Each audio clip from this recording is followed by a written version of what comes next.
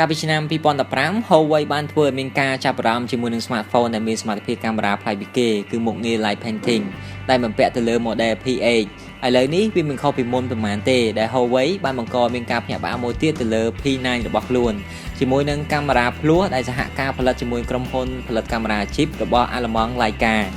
ហើយនេះគឺជាការបង្ហាញលក្ខណៈសម្បត្តិ Huawei P9 របស់ក្រុមការងារ Khmer Huawei បានសម្រិតសម្រាំងយ៉ាងពិសេសក្នុងការរចនារូបរាងរបស់ P9 ដើម្បីទទួលបានភាពទាក់ទាញនិងជាទីពេញចិត្តរបស់អ្នកប្រើប្រាស់ហើយវាត្រូវបានផលិតឡើងអំពីលោហៈធាតុ Unibody ស្រោបជុំវិញតួខ្លួនតែម្ដង P9 ត្រូវបានបំពាក់ដោយអេក្រង់ប្រភេទ IPS Neo LCD Corning Gorilla Glass 4 Emotion UI 4.1 ទំហំ 5.2 អ៊ីងដែលអាចបង្ហាញនៅរូបភាពកម្រិត 1080x1920 pixel ជាមួយនឹង density អេក្រង់423 ppi ដែលធ្វើឲ្យកម្រិតរូបភាពកាន់តែច្បាស់និងធ្វើឲ្យត្រជាក់ភ្នែកហើយអេក្រង់របស់វាជាប្រភេទ 2.5D ដែលមានលក្ខណៈកោងនៅផ្ទៃជុំវិញកែមរបស់អេក្រង់ទើបធ្វើឲ្យវាមានកម្រាស់ 7mm ក្រាស់ជាង P8 ដែលមានកម្រាស់ត្រឹមតែ 6.4mm ប៉ុណ្ណោះចំពោះទម្ងន់របស់វាវិញគឺវាមានទម្ងន់ស្មើនឹង P8 គឺ144ក្រាមបើប្រៀបធៀបជាមួយនឹង model P8 និង P9 យើងឃើញថា Huawei ធ្វើការកំណែទម្រង់ច្រើនគួរសមដែរដោយបំពាក់ទៅលើមុខងារ scan ប្រយោលដៃនិងផ្លាស់ប្ដូរទាំងស្រុងនៅរន្ធសាកថ្មដែលធំជាងមុនបន្តិចហើយចំណុចខុសខ្លាំងជាងគេគឺកាមេរ៉ាតែម្ដងកន្លែងមើលកាមេរ៉ាភ្លោះរបស់ P9 វិញគឺយើងឃើញថាមានទំហំ 12 megapixel ដែលសហការផលិតជាមួយក្រុមហ៊ុន Leica ដែលវាមានលក្ខណៈពិសេសខុសប្លែកពីកាមេរ៉ា smartphone ដទៃទៀតឥឡូវសូមយើងងាកមកមើល lens ពីរគ្រាប់របស់ Huawei P9 តែម្ដងយើងឃើញថាវាមាន lens 2ដែលម្ខាងជាប្រភេទ RGB ជំនាញខាងចាប់ពណ៌ធម្មជាតិនិងម្ខាងទៀតជាប្រភេទ monochrome ជំនាញខាងចាប់ពណ៌សខ្មៅជាមួយនឹងកម្រិត aperture 2.2 ដែលជាមូលហេតុធ្វើឲ្យកាមេរ៉ារបស់វាឲ្យពណ៌បានដិតនិងច្បាស់ល្អទោះជានៅកន្លែងដែលមានពន្លឺតិចក៏ដោយ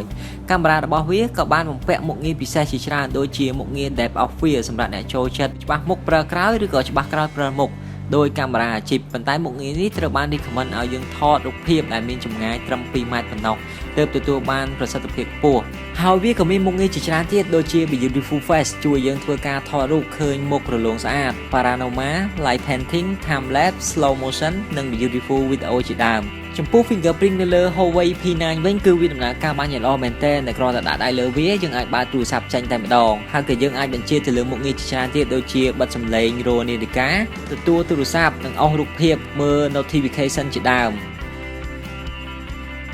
វាបានបំពាក់បន្ទះ chip ប្រភេទ Kirin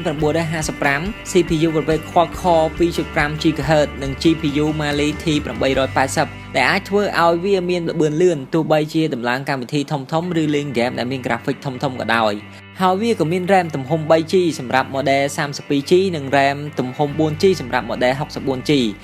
ដំណើរការដោយប្រព័ន្ធប្រតិបត្តិការ Android 6.0 Marshmallow ព្រមជាមួយនឹងថ្មទំហំ 3000 mAh ផងដែរដែលខ្ញុំសាកល្បងប្រើវាបានមួយរយៈខ្ញុំឃើញថាថ្មរបស់វាមិនមែនជាបញ្ហាចោលសម្រាប់ P9 នោះទេសរុបសេចក្តីមកតាមរយៈការប្រើប្រាស់របស់ខ្ញុំមួយរយៈខ្ញុំឃើញថា Huawei P9 មានលក្ខណៈសម្បត្តិគួរឲ្យចាប់អារម្មណ៍ដូចជាកាមេរ៉ាភ្លោះដែលមានបច្ចេកវិទ្យារបស់ Leica និងមុខងារ scan ប្រយោលដៃជាដើមចំណែកឯតម្លៃរបស់វាវិញគឺប្រហាក់ប្រហែលនឹង2លានរៀលឬប្រមាណជា$500ហើយ Huawei P9 នឹងដាក់លក់នៅលើទីផ្សារកម្ពុជានាពេលឆាប់ៗនេះដែលមាន3ពណ៌សម្រាប់ជ្រើសរើសគឺពណ៌ទឹកប្រាក់ពណ៌ប្រផេះនិងពណ៌មាសដូច្នេះប្រិយមិត្តអាចធ្វើការជ្រើសរើសតាមចំណង់ចំណូលចិត្តរបស់ខ្លួនបានអរគុណសម្រាប់ការទស្សនាវីដេអូជាមួយ Khmer Note ជួបគ្នានាឱកាសក្រោយទៀត